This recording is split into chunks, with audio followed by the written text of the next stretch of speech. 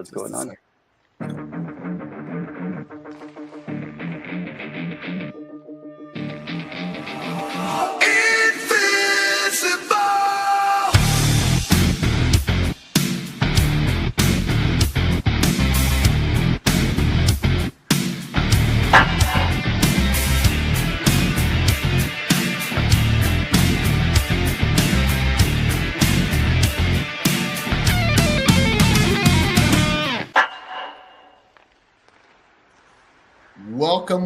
Welcome, everyone, to a very jolly and bah humbug episode of Two Guys in Hockey Talk, Season 7, Episode 15, the last one of 2025, barring any other specific trades, although the trade deadline has passed for the year. It's been stopped. But, Evan, how are you doing? Are you in the Christmas mood? I am. I got my, I'm working on my family Christmas music video again coming up right away here. We got them going out on all over my media streams. So guys, if you are following at Renaerts, you'll catch some of our fun stuff that I usually try to put out there and share as well. So it's been a blast.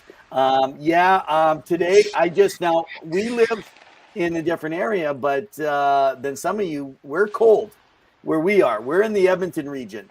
And I just shoveled twice today, and part of my shoveling I just got done an hour and a half ago, like a half inch of snow, like 6 inches of snow, literally plowing through a driveway. Man, I feel like I'm ready now to pull a whole team, a hockey team, skating down the ice, dragging behind me, man. I feel powerful. But I promise I will keep my shovel on the driveway. Well, I just want to say I find your hat pretty tacky, pun intended. I'm just kidding, because that's what it says. No, I tease. It is cold. I was Steelheads also, AHL team, of the Dallas Stars. So just like to do I got that right or do I got that messed up? So this is thanks to the Lost Trucker. So thank you there. And yes, what a great sweater. Thank you, Rev. Yeah, you bet. I'm wearing this. So thanks to Lost Trucker for picking this up. This is my once-a-year jersey now. Very nice. Right. Yeah. We have a jam-packed show for you guys. We have lots to get through before. But remember, we are here every Wednesday night at 7 p.m. Mountain Standard Time. You can follow us on Facebook, on YouTube. We enjoy the follow. Hey, Kyle, how you doing? The Oilers face the Bruins on Thursday. Should be a jam-packed show. Kyle, fellow podcaster, does some great work. Now that the Kansas Chiefs are eliminated from the postseason, what are they going to do? Well, they're going to go to Cancun, but we're not an NFL podcast. Go to Kyle. He's got you all dialed in. And we are on Instagram and on X/Twitter. I will never stop calling it Twitter. It will always be Twitter, but you can follow Evan at Revenev or myself at hockey_2. We're getting into it. I've had some quite silly conversations with people online, but it's been a jam-packed week of stuff, Evan. So let's dive into it. We did a quick breakdown of the Quinn Hughes trade along with the goalie swap with Oilers and Pittsburgh. But before we kind of just talk about those two things, what has the impact been of those two trades in the NHL so far? What have you seen, heard, and kind of expected? Because it looks like Quinn Hughes is on fire in Minnesota, scoring a goal in his debut. And there's been a lot of goals for Tristan Jarry against, but it seems like Edmonton feels confident there. Go ahead. You gotta love it, eh? You even see Buem getting going down over there in Vancouver. Quinn has got his two, so he's got a point each game, picked up an assist in the second game, around it. Right now, Minnesota was already hot this year. And so you gotta love this is probably legitimately, I know when they got Parise and Gary Suter and all that stuff happened back in the day, they thought that they had a team that was going to be worthy of contending for a cup. But right now, they are, can I just say this? They are very, very close to being a Stanley Cup contender. The only thing I can't get by right now with everything they got is what will they do for a center? They need a center, and that is kind of where I'm looking right now. And I wonder right now, let's just put that out there for you guys. If Philip Deneau wants out of LA right now, okay, this is not a rumor. This is legit. He wants out. They want to move on. And so it's about salary. Edmonton, could they make a move with a guy like Adam Henrique and move him out and bring in a Danault? In fact, they're tired of McDavid playing Danault in the playoffs. He's the one guy that actually is good enough as a defensive centerman to actually hold him back. But what about Minnesota going after Philip Danault? I actually don't think Edmonton can make it happen. But I think I don't think he would make it happen because Holland's there, and I don't think he'd want to trade with a competitor within the division if they're going to face off again. Well, actually, Holland has already done that, though. He's gone back to even dealing, member with Milan Lucic when they actually dealt up with Calgary and stuff. So I actually think Holland would be fine. He used to do it even in the old Norris division back in the day. So long as he doesn't think it'll hurt him in his team, and they're rebuilding right now. But regardless, I think the key piece here, right, is Minnesota. That's who we're talking about. Where are they going here now with this? And if not, who else is out there that could potentially be brought in as a centerman for them? Can I tell you someone? That it's going to knock your socks off? And I heard it rumbling a little bit. Sidney Crosby. Oh. The Minnesota Wild. Now. That doesn't knock my... You know what that does? That actually it actually tickles my nose. That's about it. It tickles my nose. Think about it. The history with Bill Guerin. Come on. Okay. You have a competitive team. You know, if Pittsburgh starts falling off, how would you not have that opportunity? You see, Bill Guerin is willing to take a big swing. He did it with Kaprizov. You know, he's done it here with Quinn Hughes. Because the Pittsburgh connection. I get it. Think about that possibility, right? Okay. So now I want you to think about this, since we're talking about what could Santa bring to the Minnesota North Stars. Guys, I am outdated here. You can tell that I am a Gen Xer that has been following hockey. So we're talking about knocking your socks off. So could I give you one? What if they went after Braden Point? What if they went after Braden Point? Man, does that knock your socks off? Could you imagine? It does. I don't know if Tampa Bay would give it up, given that they're still in the hunt. They're third in the post. Pittsburgh's the same thing. Come on, you can't wreck my dream for a nice stocking stuffer. Last Trucker says I'm still reaching. I'm saying Christmas wishes. Come on, like this is what we're dreaming about today.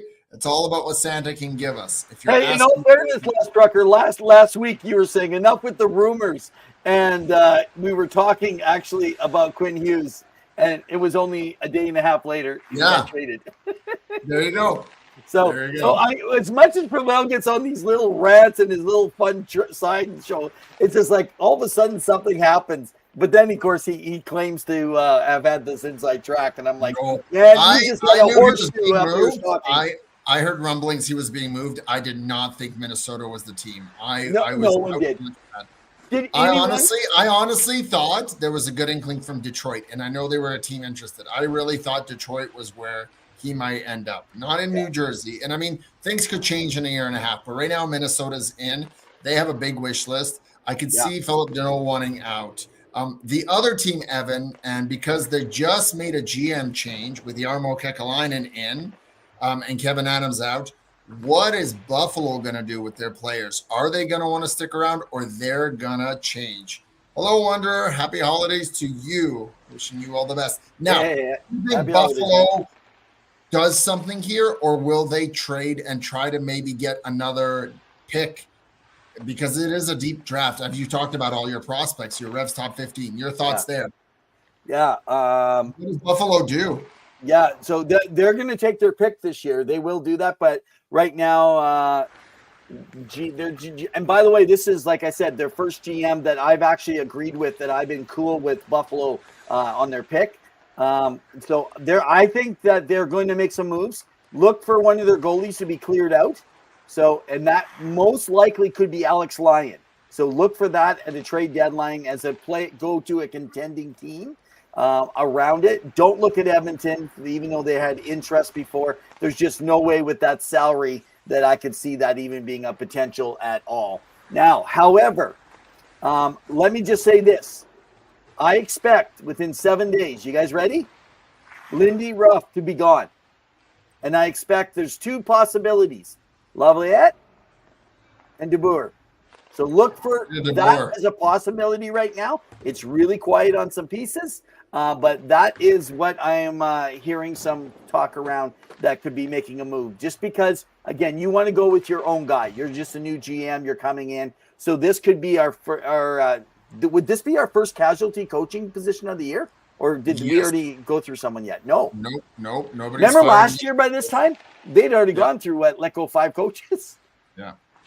Yeah, I think something will fall. The shoe will hit soon, but it'll be interesting to see. We'll be reporting on it because there's a lot of changes happening in Buffalo. It sounded like Terry Pagula, the owner of the organization, along with the Buffalo Bills, was at the practice recently in the last couple of days. So I wonder if that has anything to do with it. But you really got to figure it out, right? Buffalo trades Justin Norris to Mini. Josh Norris, they like. He's just injured too much. You can't rely on Josh Norris. I like him as a player, and it's insane. And Wanderer is hearing Tuck to Dallas. Tuck is going to be interesting because as a kind of not a very cool move by Kevin Adams, he released leaked sound bites of the conversation where Alex Tuck wants more than Adrian Kempe of the LA Kings. Yeah, this was released in the last little bit as a means to show his value.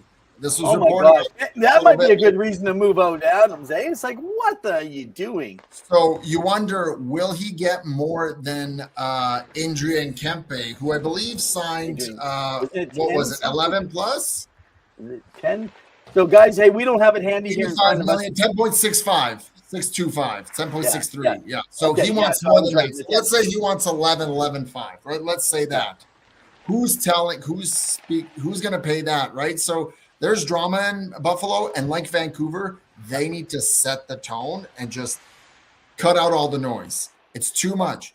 You have good pieces. Go ahead.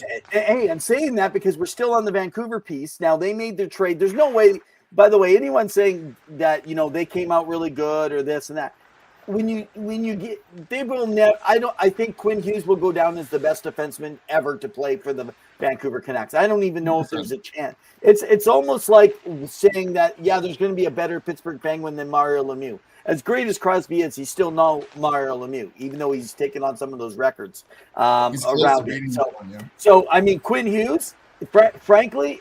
So I was talking to one of the pro scouts from a Western Conference team. And they actually said to me, they said, check the analytics. You look at Quinn Hughes and you look at Cale Makar. Quinn Hughes is a solid defensive defenseman on top of being an offensive defenseman. And he is probably even better, right? Oh, okay, hang on. The Wanderer, go ahead. Put up Wanderer's comment. Wanderer said, best ever, Pawel Bure. Okay, so let me just maybe rephrase if I didn't say it right, Wanderer. So what I'm referring to is defenseman. Pawel Bure was a forward who was a winger.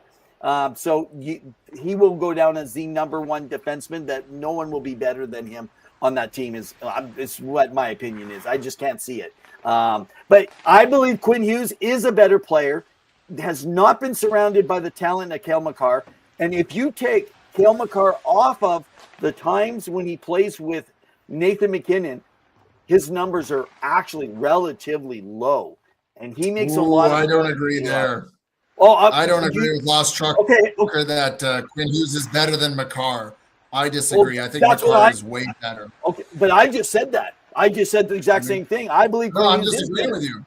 Okay, but then you need to go look. And how would you explain the analytic numbers when you look at the mistakes? In fact, that series that they lost 2 years ago, why did they lose that series? They lost it because of Cale Makar making mistakes on the back end, just like Evan Bouchard makes.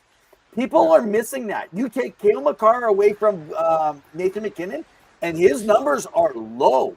In fact, all the numbers that work around it, he is on a superstar team with some superstars. That's making him look better. Like, I'm telling you right now, if Quinn Hughes was there instead of, say, Evan Bouchard, Edmonton is a 2-time Stanley Cup winner.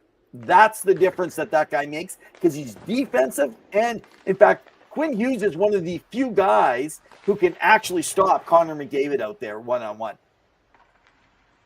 I agree. And Wanderer says, we'll find out in the playoffs. I think the Wild could dump out Colorado. It'll be interesting to see because Colorado's on a tear right now, but it's I'm a worried about long that season, center, Evan. right? And we know we want to. I mean, I call it and fans call it the President's Trophy curse because it's been a while. I think since Chicago has done it, and the regular season doesn't always translate to the postseason, and so you have to be mindful that it's a completely different dynamic.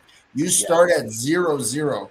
So you can win the President's Trophy and you can go a few rounds, but most teams over the last few years have lost usually in the second, if not the third round. Just ask the Winnipeg Jets last year. They had a hell of a season. Everything was firing on all cylinders, and they did not, right? And the Wild's D and goaltending, if they get a center, 100%. I mean, anything is possible. The thing with Quinn Hughes is that he's averaging, Evan, on average, and this was even when he was playing in Vancouver, around 26 to 27 minutes of ice time.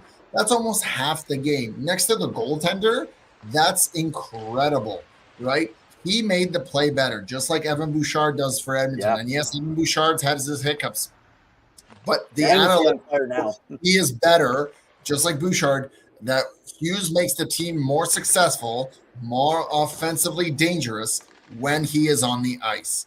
So Minnesota got a great haul.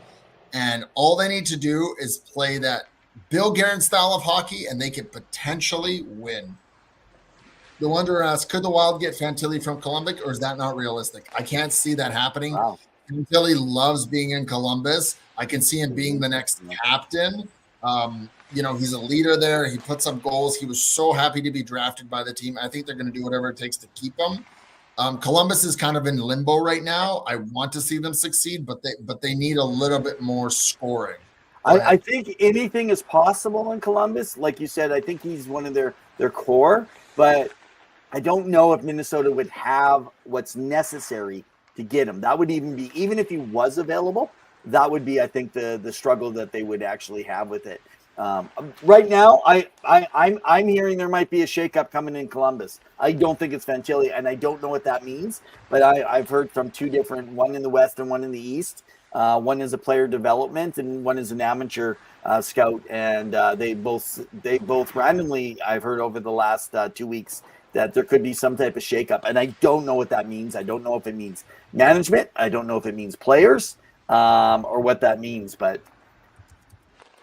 Yep.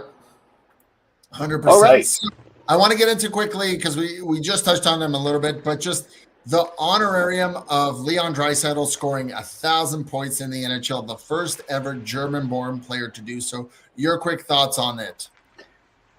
You got right now, doesn't he at 1,000 points? Doesn't he have 2/3 of all German points?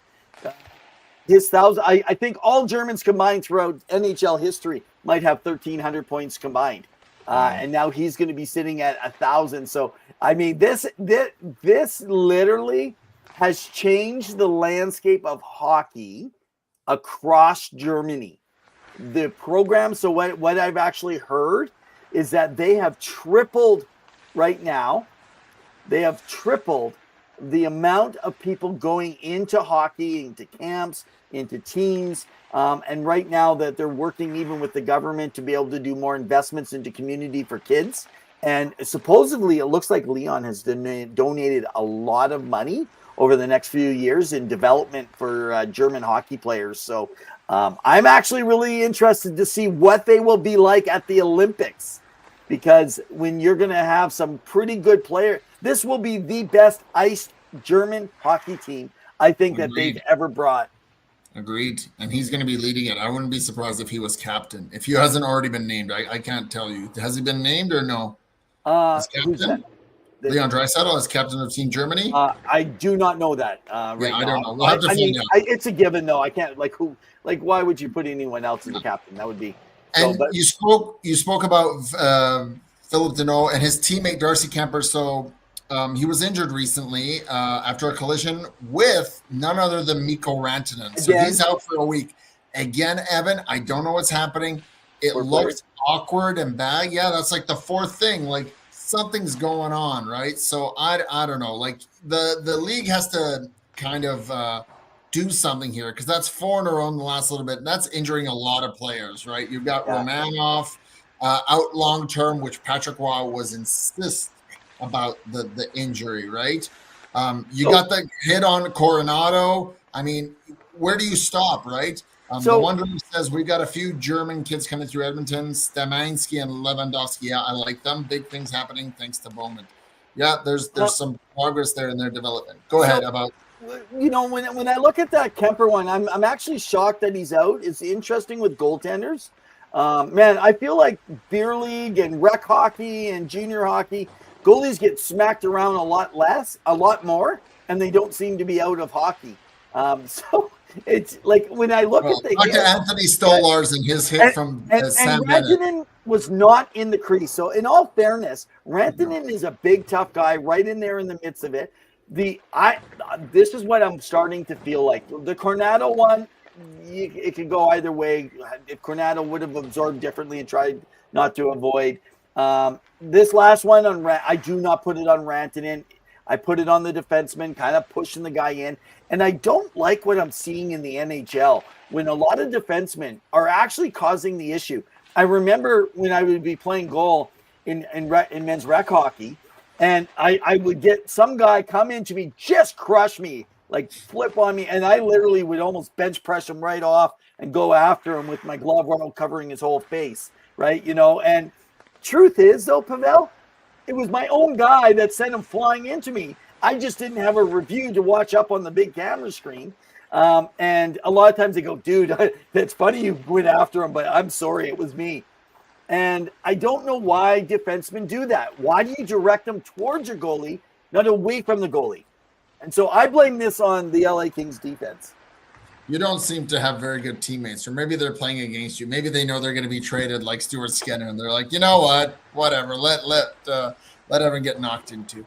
I mean, you don't want to see it because more and more injuries are being reported this year, and it's impacting, a lot of teams. And you never want to see that because concussions are very hard to overcome, right? You see it, and it takes a while to recover. So I don't like seeing it. I wish the NHL would be a little bit more on top of this because they need to really figure this out. The Wanderer said, but how often were you playing, Evan? These guys are playing a lot more due to a condensed schedule. And I agree. I played approximately 42 to 50 games a year. Well, there you go. So if anyone's looking and I probably goalie, Evan's ready to lace up the skates. Now, I did want to rant a little bit, not too much of a rant of the night, but I did want to kind of allude to. Did you? Not really. Hey, let's have some fun, man. We haven't pulled up a rant of the night. Let's do it. Puckpedia brings you Rant of the Night. Calling all hockey fans, stay on top of your game with Puckpedia. It's the ultimate source for NHL salary cap information. Alrighty, rant of the night. So, the Florida Panthers are pretty damn good. They're cheeky. They can get into your grill. They know how to annoy the opponents. But I got to tell you, Evan, I never imagined Seth Jones to throw an elbow at Brandon Hagel and knock him out of the game and get no call for it, let alone no suspension. What is George Peros doing? You got to call the game. To me, that was a blatant elbow. He lifted his elbow ready to go and whack Hagel. Now, I understand animosity and bad blood between the two teams with what Hagel did to their captain Barkov. But you can't hit with elbows. That's not how you play the game. I like physicality as the next guy, but I don't like the fact that nothing gets called. And when George Peros doesn't call or suspend people for these things, I'm looking at Rantanen, I'm looking at some other plays over the years, I'm looking at Sam Bennett and what he did to Anthony Stolars in the postseason last year, falling on him. I really think that they need an overhaul. You want refs to have an easier time? Well, do something and call it. Now, I have seen more this year where refs will call 5-minute major just to review the play. I applaud that. But I do not like the follow-up where the NHL says, no, this is fine. We're okay. And with the amount of injuries that are happening right now, it's only going to get worse before someone gets hurt, right? Hagel is now out for a little bit.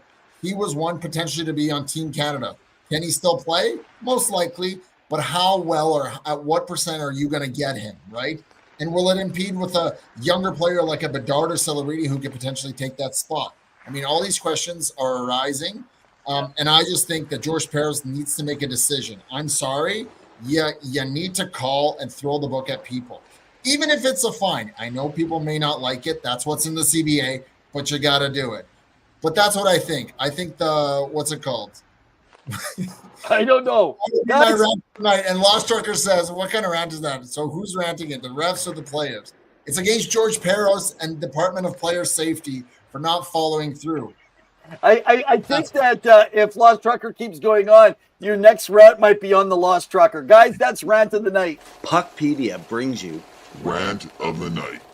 calling all hockey fans. Stay on top of your game with Puckpedia. It's the ultimate source for NHL salary cap information. No, I'm not Steve Dangle here, Lost Trucker. I'm not going to scream at the top of my lungs, losing my I do. SHIT because it's like, oh my God. I'm just annoyed that they're not calling the book. It's BS. Anyways, I'm already done my rant. Now she's getting me worked up. I just think it's garbage. Go ahead. Any thoughts on that? Yeah, no, I absolutely agree with you. So I'm just going to stand behind your agreement on what you're saying on it. So, hey, Wonder put up about Bedard is so good. Totally, absolutely agree with you.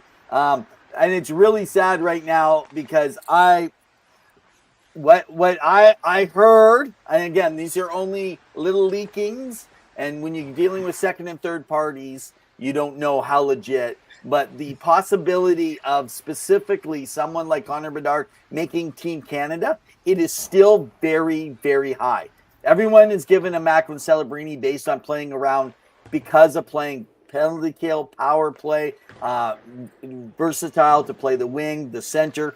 Can I just say, for those that don't know this, people are worried about putting Bedard on a wing because he's a centerman. Actually, he's played more wing and drawn and done comparisons than Macklin Celebrini. So people don't quite get that. And he is more of a dog on a bone than Macklin Celebrini. Just that Macklin is one of those guys with his skating that is incredibly good. Like we just saw last night with the spinorama, walk through every single person out there. But could you imagine a line? Would they even dare try Connor Bedard on left wing, Connor McDavid in the middle at center, and Macklin Celebrini playing on the right? Let McDavid mentor these two young superstars, and then go ahead and put then your Crosby, McKinnon, and whoever you want to put up on that top line with them. I mean, that would be amazing. That would be kind of fun. The possibilities are endless, and I'm looking forward to the reveal of of the Olympic roster being showcased here in the next few weeks. Brett, welcome. Hope you're doing it. Hope Hyman gets strong consideration to play with Hyman. He's got 8 goals in the last 9 games. I mean, he's really tearing it up. He looks like he hasn't lost a step. It took him a bit to get going, but he seems to be. Could he be the replacement? This would be interesting, wouldn't it? Could he be the replacement for Bennett? Because Bennett did play lower, but he's a hit. He can check, he can hit, he can dig. And if they wanted to not bring Bennett in, which I don't think is a good year to bring Bennett, I think he's had a poor year compared to the other Team Canada possibilities. So I actually would be all over that to bring Hyman in. I think last year, in spite of the injury situation, he started off slow even for the Four Nations. And then, of course, he came back. Then he got hurt at the end of the season. But, I mean, yeah, he's looking excellent right now. Yeah. And Brett says the chemistry is there. You need that for a short tournament. 100%. He knows exactly where to go. He goes into the corners. A lot of players say, well, you know, they all want to be McDavid, McKinnon, Crosby. But you can model your game after Hyman because he's the kind of guy that's work hard, get in the boards, get in your face, like really talented character. So I like Hyman's game, and it hasn't changed. And I know people talk. There's been a few people on Twitter who have said that contract would look atrocious for Edmonton at this point of his career. Well, it hasn't, Evan. It's been phenomenal. He has continued to perform. So, yeah. Hey, go ahead. Let's do this last one, and then let's go over to the Revs top 15, just so that we get that piece in halfway through. You got it. So, apart from the Wanderer says, apart from the top line for Team Canada, what did the other lines do in Four Nations? Bring the young guns. It's the Olympics. That's what it's for. 100%. I agree with Wanderer. And I also think, like, you got to start preparing for the next Olympics in the next 4 years. So 2030 it would be, right? So like, what's that team going to be, right? Like most likely McDavid, but then you've got your Celebrini and Bedards. You know, you got your Matthew Schaefers who are coming in and performing, right? So it'll be interesting to see what happens because there's a lot of opportunity, and Canada can make 2 teams and compete for the postseason. But with that, we always start at the beginning when they are prospects with Rev's Top 15. Rev's Top 15. Brought to you by the electronic hard rock band Penny Billionaires. Look for them wherever you find your music. All right, guys, let's get into this. I told you I wanted to cover 2 players. I want to remind everybody that my rankings, I actually brought them out in August before all the young guys started getting into their season. So then I'm going to do a mid-season coming up. We have covered. So right now we've actually covered 6 players. Talked about Daxon Rudolph last week. I'm going to cover number 6 ranking. And again, these may change mid-season, so which will be mid-January. So I have at number 6 my ranking. If you want to pull them up there on the screen, that would be wonderful so people can be able to see kind of where we placed them. These were only the preliminary. So Ethan Belsic, guys, he's coming in at number 6 on my NHL draft board. This guy's a massive left winger for the Windsor Spitfire. Got to get that out there. Spitfires of the OHL. He is 6'5", over 225 pounds. Now, the question is how much can he develop above and beyond that, because he's already got the size. But entering this draft season, he is the power forward, man, of this class. He is all over the map, consistently in the top 10, though, by all the other ranking systems that are kind of put out there. Now, where he excels most is his rare blend of size with his skill and his physical dominance because of that. So he is, most scouts will call him a wrecking ball. So opponents are not safe, Pawel, when they go in those corners or anywhere near them, because, man, he is going to make them play. And he is very good at putting a rush down the middle, laying down that ice. Very high hockey IQ.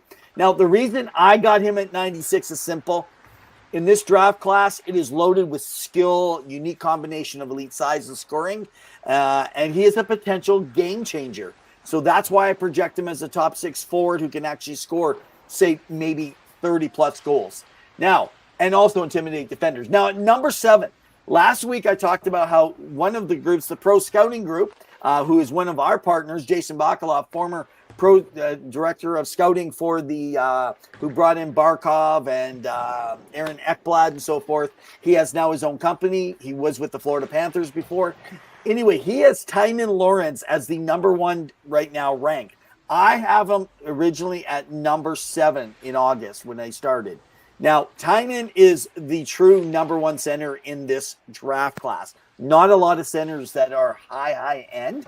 And he is right now at number 7 on my board. He will be going up in my January rankings. You'll have to see where I'm putting him. He is of the USHL Lumberjacks. He is a Boston University commit. And, man, this guy has sky-high potential.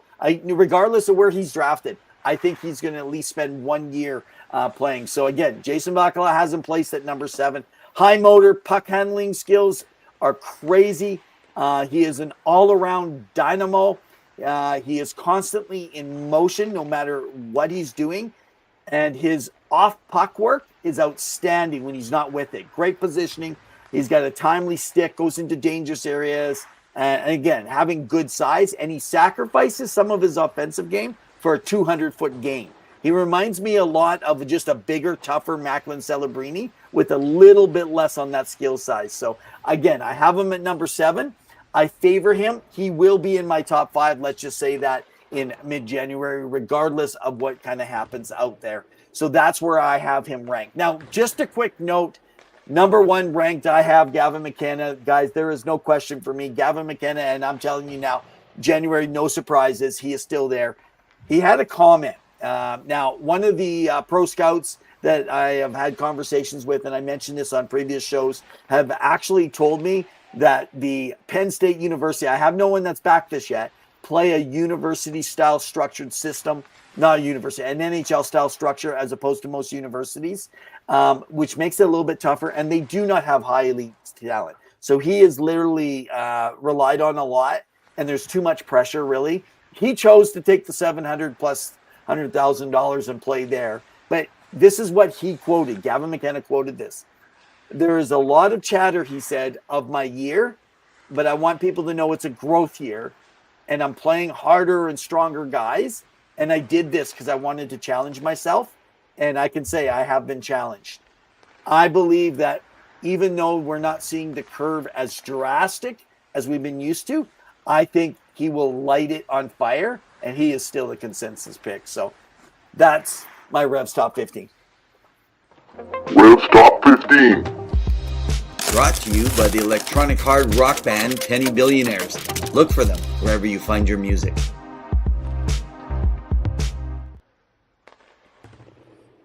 Awesome. That's some great stuff to share. Now, we also quickly wanted to get into Evan, what's it called? The World Juniors, because it's happening. So I wanted to show you quickly, because you've talked about some of the prospects, and it's a good tie-in. Some of the players that have been announced in the top 4 lines, tentatively. Of course, lines can change. But it sounds like on the top line, Gavin McKenna is going to be playing with Michael Hage, Montreal prospect, and Brady Martin, a Nashville prospect who's had some time in the NHL this year, but he's coming up. And then you've got on the second line, Ethan Bear from Detroit, Cole Reschke. Carter Bear, sorry. Misspelled. Sorry, Carter Bear. And Braden Coots from Vancouver, who's also played a few games for the team, along with Caleb Denoyer and Jet Luchenko from Philadelphia, also a couple games, Liam Greentree, and then in the fourth line, Marek Vanacker, Jake O'Brien from Seattle, who's also had some games and went this year's in the draft, and Sam O'Reilly, who was the Oilers pick originally, but now he's was in that trade for Ike Howard. So your thoughts on that? Pull that back up there so everyone can see it if they're actually viewing it online, and not just listening to the piece there when you were mentioning it, so that they can see. So I want to bring mention. So yesterday, Michael Misa was sent out. They came back from his rehabbing, and he was sent down. So Michael, you lost it again. I can't see it up there. Oh, it's you probably have it on a timer on the banner. That just got to remove the timer. That's all. We have timers now on our banners. But yeah, so Michael Misa is actually going to be the number 1 center on the team. So Hage is going to probably drop down to number 2. So this will actually change a little bit. That Rushny probably will be the 3rd line. It's what's going to happen. They're playing up a level right now to kind of check and see for chemistry. They did the announcement that they feel by the time this all starts, you will have a number 1 line of Gavin McKenna, Michael Misa, and Porter Martone. So now I don't even see you. We don't have Porter Martone on here. He will and that's because the list is for that aren't dressing for game 1 right now. It's Tijugin, Porter Martone. Oh, you're talking about for the Ben Danford and Cole Bowden. Okay, so let's help everybody out. So you mentioned game 1. So what people need to know is on this list, because I misunderstood as well. Right now, these are practice games. They're warm up for the tournament, guys. I'm talking about the tournament, so I guess Pawel was referring to this game right now because Misa's on his way in, and Martone will be playing in game 2. So yeah. And Lost Trucker, we are doing those teams. We're just doing the World Juniors because Evan talked about it last week. However, you want to talk to the end of the season. That's next. Yeah, that's next. So in defense, you've got Ethan McKenzie, Zach Perrine, who's been really good for Calgary, Keyshawn Atchison, and Keaton Verhoff, who you mentioned also potentially going this year in the draft. Very tall kid. Cameron Reed and Jackson Smith. That's a great team. Any thoughts there? Yeah, for Team Canada, and again, if you're Americans, we apologize. This is a little bit of the Canadian in us that are always excited about our Canadian teams. We try to bring out the other different teams. So, but yeah, so great defense. Also, right now, they have not ruled out Sam Dickinson being loaned from the San Jose Sharks. So, man, if Dickinson goes down, and Misa too, I believe Misa was also announced that he potentially could be released. I just covered Misa like seconds ago. You must have missed that. I got a lot going on here. And then goalies, we've got Carter George, Yeah. Jack Ivankovic, and Joshua Raffensbergen. So thoughts there? No, those are the three best goalies in junior hockey right now. I think that this is Carter George's job to win or lose. They're obviously going to give probably Jack, my guess is he'll have the one extra game. They're all going to get to do a warm-up game, and they'll be going in. But it's great. I mean, those goalies all can play even one more year next year. So I think that they're going to be solid. These are coming to the goalies of the future for Canada at least. So get ready for that because that's going to be starting up soon on December 26th. So in just a couple of weeks, we're going to be getting some great youth hockey. All right. Since Lost Trucker's trying to keep us on track, let's get into Team Sweden for the Olympics. There's been a lot of chatter about what that could look like. All right. What do we got? Players that could be. And I'm going to get into a few of them that potentially could make it, most likely will make it. You've got Mika Zibanejad of the New York Rangers. You've got Gabriel Landeskog, provided that, I think he would go, and I wouldn't be surprised if he was captain, unless it was, what's his name, Victor Hedman. Victor Hedman is probably the captain. Jesper Pratt of the New Jersey Devil. Leo Carlson, who's having a heck of a year. Of course, Adrian Kempe, who we talked about earlier. William Nylander.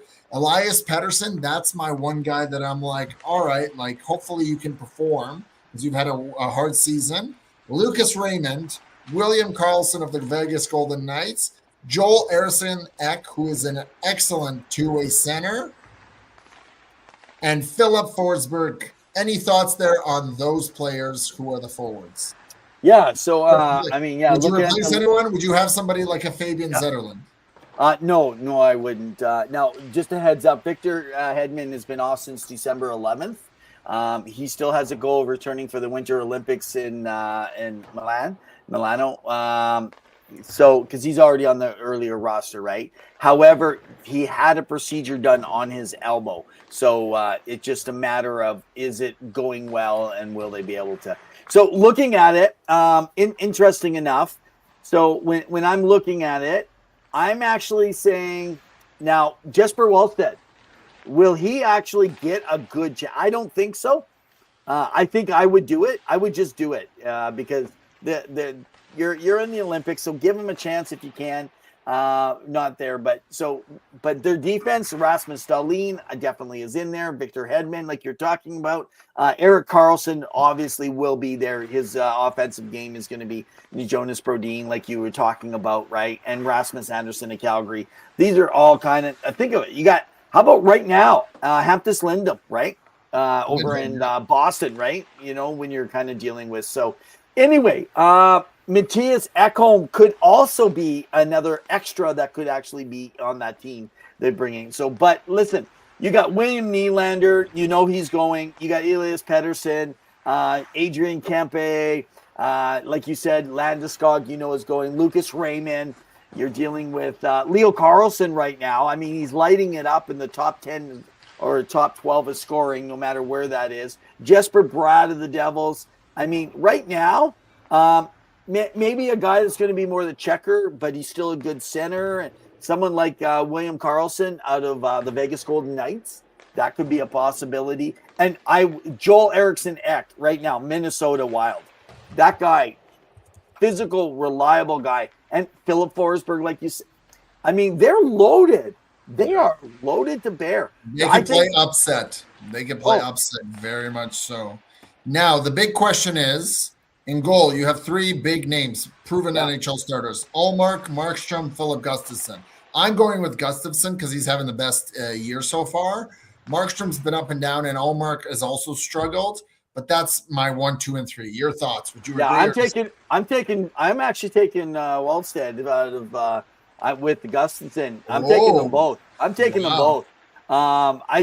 It's great training for the next Olympics, the next games, the next 4 nations or 8 nations actually, as it's supposed to be in 2 years around it. Gustafsson is my goalie for the tournament though. And then I am going with Jacob Markstrom. I wouldn't go with Ullmark though. I wouldn't. Ullmark's my third right now. That's who really he's struggled this year, and I don't think he's had the best season. Although Ottawa is still playing just enough to keep in the hunt for the playoffs. So Yeah. you guys can let us know what you think of Team Sweden, because they, again, could play upset, and I like what they have, and they could really make some noise, right? The question will be, is it enough down the middle? You know, Eriksson Ek and Zibanejad, can they really compete that level? Now, Eriksson Ek, can he be a top line center, or are you putting Zibanejad there, right? Or vice versa, you know, and spreading out those minutes, Evan. Now, their counterpart, the Team Finland. Let's get into what could potentially be for Team Finland. So some of the obvious names that have been announced are, of course, Mikko Rantanen, who we talked about earlier, Sebastian Aho, Anton Lundell, Jesper Kotkaniemi, Kaapo Kakko, Atulas Thurainen, Machelli, who's kind of had a hard time this year, and of course Barkov, who was originally going to be captain, probably will be there to support his team, but he can't play. Your thoughts on Team Finland up front? So up front, now we're talking about, okay. I was ready to go with defense, and you went up with the forwards. I was thinking, because you started with defense with Sweden, so I was like, okay, I'm getting myself ready here. I started with forwards with Sweden, and then I went into defense. Oh, did you? I guess because I took over. So hey, man, you didn't even listen. I was talking about Misa for 2 minutes, and then you said, "Oh yeah, I think Misa's coming." So hey, I get a little bit of Christmas forgiveness here too. You know, I gotta wonder with forwards, Sebastian Aho, will this rejuvenate him? Will this give him a little bit of fun in his play? Because his play has dropped this season. Him and Svechnikov over in Carolina, Svechnikov was almost a healthy scratch, and people were calling about him, right? So. Oh man, and I wonder if something happens. So, definitely, I'm looking at Hintz, Anton Lundell in Florida. He has earned it. He's really stepped up. Given that Barkov's out, 100%. And I know Lost Trucker's asking about the group composition. It has been announced. So Group A is Team Canada, Czech Republic, Switzerland, and France. Group B is Finland, Sweden, Slovakia, and Italy. And we haven't even gotten to Slovakia. And would even what's it called? The captain of I'm blanking. The captain of the LA Kings. Would he? What's it called? What's his name? Kopitar. Kopitar. My brain is fried right there. I'm sorry. Would he even still play? I'm presuming. And Group C: United States, Germany, Latvia, and Denmark. And those are the teams set to play against each other in the round robin from February 11th to February 15th. So that's who we have so far. I'm sorry to cut you off. Thank you for helping me. This is a Christmas miracle where you helped me find my memory. I'm sorry. And just a heads up for everyone, the final rosters need to be submitted by December 31st. So before January 1st, that's where their final rosters have to be put in place. Now, of course, they can shift based on injuries, because I know a lot of things have happened for some of the teams right now, just based on some of the injuries that have been coming in left and right, it seems.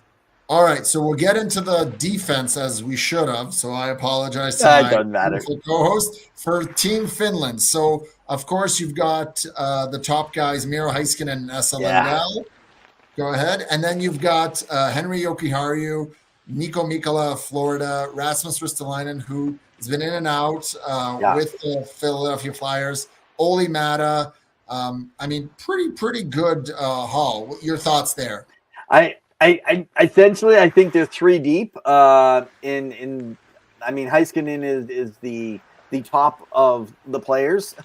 I think Heiskanen is a top three defenseman in the NHL, to be honest with you. He's underrated, actually. One of the best that has never won out Norris. 100%. It's amazing that he goes so quiet with what he actually does. When I talked about Quinn Hughes and stopping someone like Connor McDavid, Heiskanen is that same kind of player that can play both offense and defense. So just looking at the overall team and going through the numbers and the names and the production and the outputs, even looking on D, they're going to be in like what you could call that second tier. I can't see them even placing in the top six.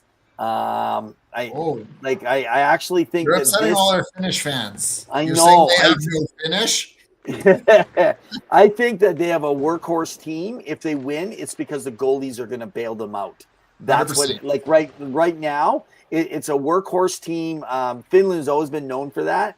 finishing their checks or finishing the checks, whichever way you want to say it. But yeah, it's just one of those years, I think, for them. So I hope they do. I hope they pull off some upsets with it. But I just think that there is so much star superpower coming from places like USA, Canada, Sweden already that are up front. In fact, those are the three teams that I think are going to finish gold, silver, and bronze.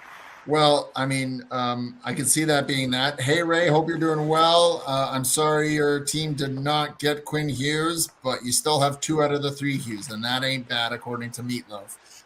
We're going to get into before we get to the goaltending with Finland, which we probably know who it would be, but you're still missing players like Rupe Hintz, Evan, who could potentially. Oh, I already said him. Yeah, I know. And I'm just saying, but he can be impactful. Again, Barkov being gone is going to be the big loss. Yeah. So I think that's going to be the big one. But your thoughts on UC Saros potentially pretty much like you have to rip the jaw away from him because Ukko-Pekka Luukkonen, love that name. Want to get that on Ukko-Pekka Luukkonen. UPL. He probably is the backup, but Lankinen, he's doing okay in Vancouver, but I don't think that he's going to be even he's not going to be able to go there provided there's an injury. So Saros, this is a way to find his form and his job to lose, right? And he can. Yeah.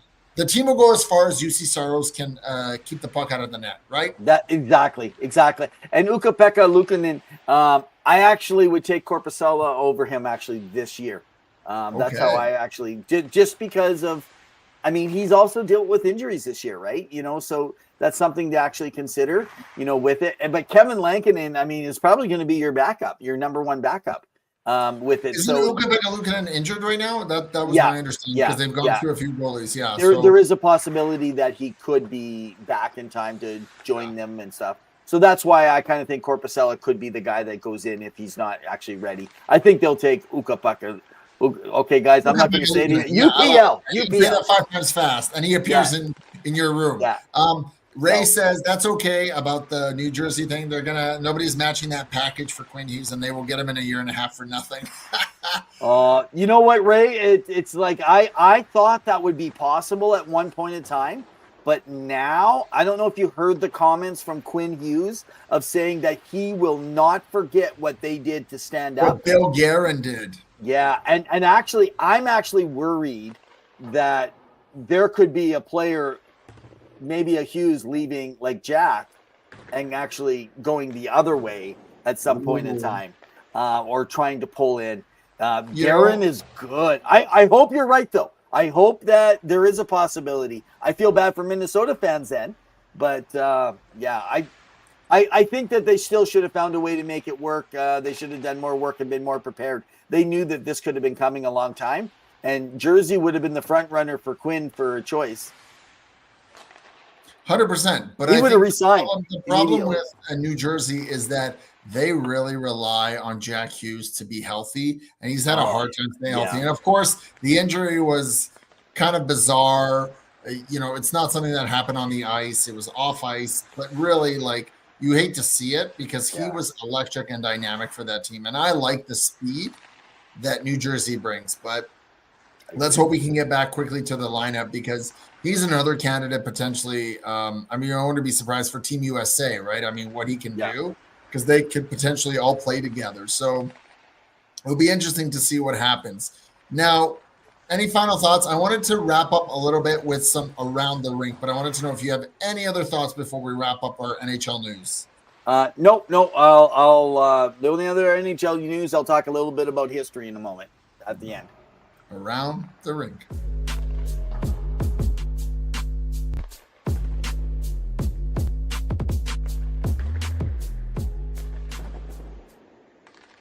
Around the Ring, brought to you by Flow Hockey. It's a subscription-based sporting services that follows all things hockey, especially leagues, tournaments, and anything that you can't get on major TV networks, including college hockey, junior hockey, minor professional leagues like the ECHL, along with some European leagues. So go check it out. It's some phenomenal hockey content. All right, Evan, just some quick updates around the rink from the world of hockey. I did want to talk about that Bradley Nadeau of the Grand Rapids. He's been honored AHL Player of the Week. for their excellent start. He's been playing very well, along with the prospect Sebastian Cosa, who's been playing there from the Detroit Red Wings organization. He played here for the Oil Kings for a little bit. Very good player. Had some good numbers, and they've just been on a bit of a tear. So props to them. If you're watching some young AHL players, this is where to go. Grand Rapids, phenomenal. Potentially could win it all this year. We'll see what happens. And in PWHL news, Katie Chan scored her first PWHL goal to lift the Vancouver Golden Eyes to win. Been fun.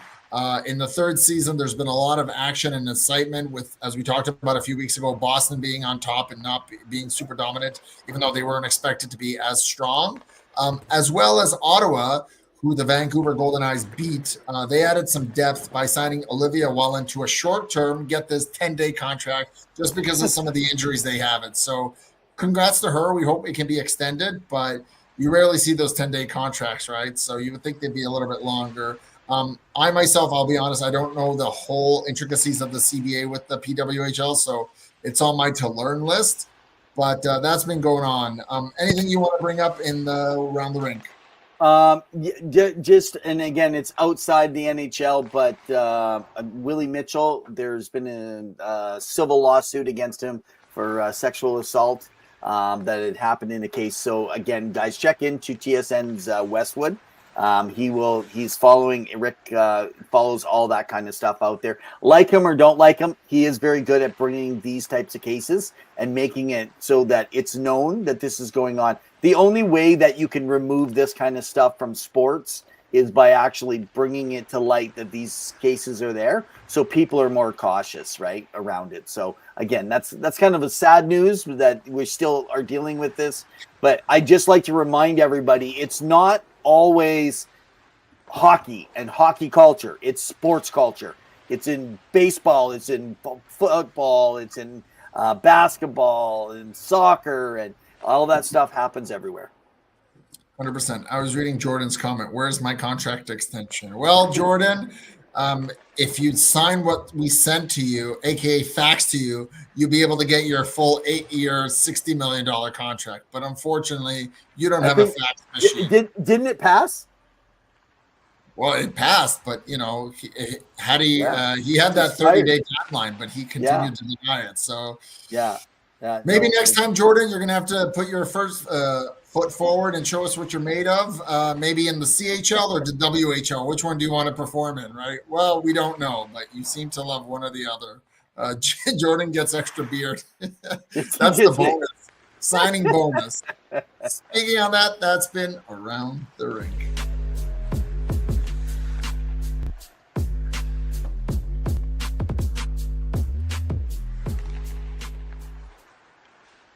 He says he's going to go to free agency. That's fine. That's fine. We were going to trade you for a bag of pucks, but here we are. All right, Evan, we're at the end of the show. So we did get to that bag of pucks. I did submit the trade request over there with 2 Mutts, and they declined. When 2 Mutts declined you, you know it's a bad day. And if you're not out there in the blogosphere or whatever, you guys will know what I'm talking about. So Wonder, you should get a kick out of that. All right. Where do you want to wrap up in the last few minutes? We appreciate everyone tuning in live tonight on this Wednesday, cold in Edmonton night. Hopefully warm wherever you're tuning in. But where do you want to wrap up with? Yeah, no, if I can just say this, that I was reading up on, when you're following through on your different guys that you connect with. For me, it's on X. For you, it's on Twitter. But one of the things is that we're finding all these scouting reports are always saying about how these players have this above average skating and stuff.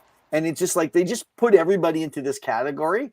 But what they're not doing is assessing above average skating is actually not for speed. Because speed, most of them all have this in their development. What they should be doing is saying they're above average because of their agility, because of their pivoting on their skates, their acceleration out of turns, or even because of the number of steps that they're able to make in a move, in a turn, or their lateral movement on the lines. Those are the things that actually make them above average. So that's just a little bit of a pet peeve that I just feel like too much. It's just saying it's above average skating. But if all you can do is drive north and south, you don't have those extras, everybody can do the same. So 100%. Jordan says too much can't even afford me anyways. Well, and you gotta, set your value, and if you can't leave that value, so if you're worth more than that, then I agree they shouldn't be able to afford you. Lost Tracker says, does Huska get an extension now? Are we referring to Ryan Huska of the Calgary Flames because he was already extended? Yeah, I was thinking Brett extended. Yeah, well, I'm going to extend you. We'll so, see you. So maybe we should explain to it because Lost Trucker may not catch it. So Brett Huska was commenting earlier. He is a distant cousin, actually, through marriage to Brent Huska for Ryan.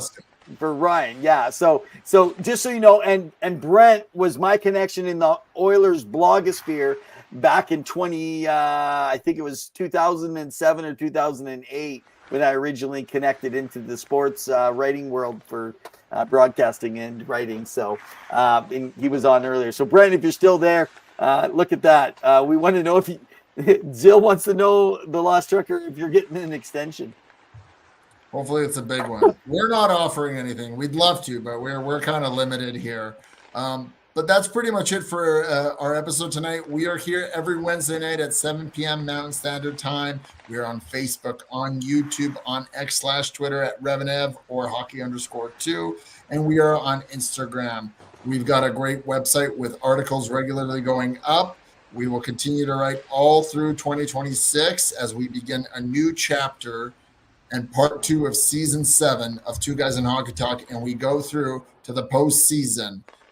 And we want to thank our sponsors who have partnered up with us. If you want to get connected with Two Guys, please reach out to us. We'd love to connect with you and talk all things hockey. Okay, I want to wrap up though. I normally would say, okay, that's it. We'll call it a wrap. Merry Christmas, goodbye, happy holidays, bon voyage. But I got my hockey history, and it ties directly into this. So you just forgot that because I didn't send you my script, but that's okay. I forgive you. I'll do a Christmas forgiveness for you.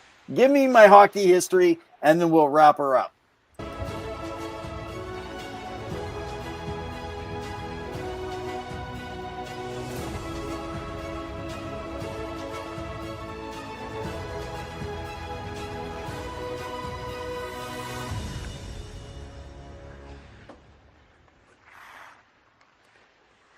All right, guys, I want to talk to you about the Rangers Christmas Magic. This is Santa's favorite team. I don't know if you guys know this. This took me a little bit of deep diving, but back in the early days of the NHL, when the league was fairly young and traditions were just getting started, Christmas Day was not a holiday break. It was a game day. Right from the 1920s, and again, I was not even around, right up until 1971. I guess after I was born, they gave it a year and said, cut it out and stop playing on Christmas Day. The NHL stopped scheduling games on December 25th and treating fans what they used to was a holiday hockey action. And arenas would be packed. It was a festive time. They'd suit up on wrap presents. People even wrap presents and exchange jerseys or would buy jerseys in the stores. They said it was a wild, wild era of time, I've read. But no team loved it more than the New York Rangers. From 27 to 47, that's 20 years, guys, 2 decades. They were unbeatable practically on December 25th. We're talking about a run where they dominated, just like Santa dominates the North Pole. Now, the Rangers went undefeated in Christmas games for years, and they posted this, what was 15 wins and a tie record over approximately 12 years, okay? Now, they must have felt like they were getting coal in their stockings every time they faced every other team when they faced the blue shirts. That's the New York Rangers on that big day. But one of the coolest highlights actually was during World War II when the Rangers, because it was gutted. Players had actually enrolled in the armed forces. And so Coach Frank Boucher had a ragtag kind of a lineup and played that won only 6 games all season in 1943-44. So they were the underdogs, but on one Christmas Day, the poor Toronto Maple Leafs lost 5-3 to the Ragtags. It was pure holiday magic to a blue shirt, not a Toronto Maple Leaf. See, they've always been battered against all these other teams. But anyway, the Rangers weren't just good. They owned Christmas Eve too. They were unbeaten often on Christmas Eve, right up. And again, all this changed in 1971. But scouts and fans have joked that Santa must have been a secret Ranger supporter and slipped some extra magic into their skates. But guys, may your favorite team have a little of that Rangers holiday spirit this season. That's it for hockey history.